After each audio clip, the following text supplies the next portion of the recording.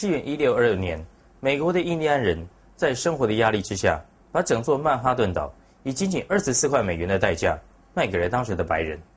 许多人在听到这个故事的第一个反应就说：啊，这些印第安人被骗了。真的吗？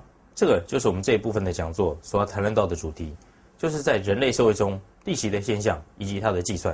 事实上，如果说当初的那批印第安人没有把这笔钱拿去花掉，而是把它拿来从事年利率8%的投资的话，那么滚到现在，它现在已经出现1.51乘上10的14次方这么多的美元。10的14次方是多大的数目字呢？10的12次方就是1兆美元，所以1.51乘上10的10次方就是150几兆美元。如果说印第安人有这么多钱的话，他们足够把曼哈顿岛买回来好几次。他们并不是输在他们有一个差劲的交易，而是输在他们没有好好利用这笔钱做利滚利的动作。Just for fun， 我做了一个计算，如果说3000年前有一个人有1块钱，这块钱呢他没有拿去花掉，也是拿去做年利率8%的投资，请问一下3000年后这个人会有多少钱？这个人所拥有的钱数大概是一个1后面接100个零。在谈论到利息的计算之前，我们先来谈论一下利息这种现象到底它的根源是什么。每个人都知道，在日常生活之中，利息就是说我借钱和还钱的时候，我那个钱数目的差别。但是为什么会有这种数目的差别？我们要去怎么样分析这种现象？事实上，利息这种现象在经济学里面是在 financial market 在金融市场里面所谈论到的。那究竟什么是一个 market， 什么是一个市场呢？事实上，在经济学里面，只要是有供给有需求，就会产生出一个市场，一个 market 出来。比方说，在市场上面，有人愿意供应钱，他愿意把这笔钱借出去，然后呢，有人愿意借这笔钱，他想用这个钱来投资、来应急，或者是做什么样的事情。一方面呢是有供给，一方面是有需求，所以说这就会产生一个市场。如果说我们是借实体的东西的话，比方说我借你一个东西，然后呢，你隔一段时间还给我，这时候你再还给我的时候，可能还要再多付一笔钱。这个现象呢，很多人都能够心领神会。但是如果说甲方借乙方的是一笔钱，然后他要求乙方说，你在还钱给我的时候，还要再多一笔利息，这时候有一些人就会感到迷惑了。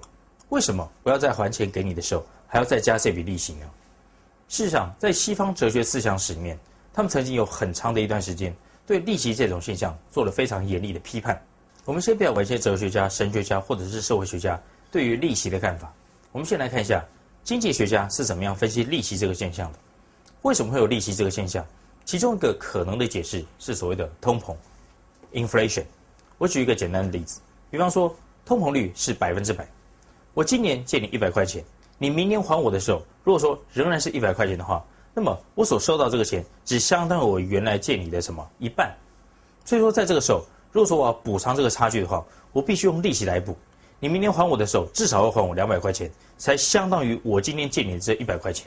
第二种比较弱的解释呢，是所谓的风险 risk。 为什么道理？因为当一个人把钱借出去的时候，可能会出现种种的状况，使得这个钱没有办法回到他这边来。所以说，当一个人把钱借出去的时候，他会感觉到有一点心惊肉跳。为了弥补这种心惊肉跳的感觉，他必须要收到一点利息。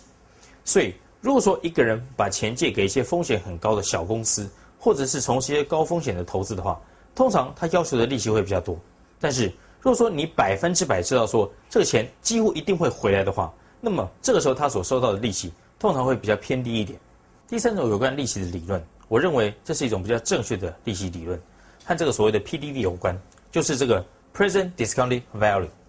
它的意思是说什么呢？它的意思是说，今天在你手上的1万块钱，会比10年之后在你手上的1万块钱更有价值。金钱在这个时间和在那个时间，即使是同样数目的金钱，它的价值是不一样的。如果说你对这种现象有所怀疑的话，你只要想3个现象就够了。第一个现象，如果说今天某人向你借了东西，然后他问你说，我有2种还你的方式。第一种，我在20年之内还你10万块；第二种，我在100年之后我还你10亿。请问一下，你要选择哪一种？如果说金钱的价值都一样的话，那么每个人当然都要选择100年之后的10亿。但是你真的会这样选吗？不见得，因为钱在这个时候的价值会比很久之后的钱的价值还要来得高。所以大部分的人，如果说这个钱他是想要自己用的，那么他应该会选择前岸而不是后岸。第二个现象，如果说你今天向某人借了钱，然后这个人和你讲说，你可以选择今天还我10万块，或者是10年之后再还我10万块，请问一下，你会选择哪一个？大部分的人都会选择说10年之后再还他10万块。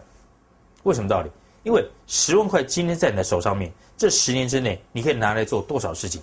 如果说你把这钱还给他的时候，这10年之内这个钱所能够做的这些事情就完全消灭了。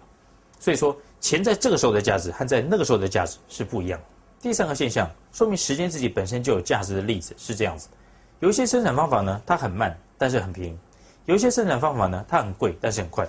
为什么会有一些人选择又贵又快的方法，而不是选择那些很便宜的方法呢？因为时间自己本身是有价值的，所以即使你选择了那些又慢又便宜的方法，但是因为你时间拖得太长了，到最后你的损失会比你一开始采用那些又贵又快的方法还要大。还好有这样的现象，就是未来金钱的价值会比现在金钱的价值还要来得低。不然的话，一块土地上面它所提供的房租，它所提供的现金流，它所提供的服务都是无穷无尽的。如果说每1块钱都是等值的话，那么任何一块土地的价值都是无限大，那么就不会有任何土地买卖的事情发生了。所以利息到底是怎么来的？它是在比较2个东西，一个是现在现金的价值，一个是未来现金的价值。如果说未来现金的价值比较低的话，那么你把它放到现在的时候，它到底值多少呢？它的 PDV 到底是多少呢？当然，一个最简单的状况就是利息就是100%，我的100块1年之后就变成200块，所以说1年之后的200块相当于我现在的100块，这个就是 PDV 的观念。好，那详细的计算呢，还有它的公式，我们留到下一讲再讲。我们这讲呢就谈到这里，谢谢各位。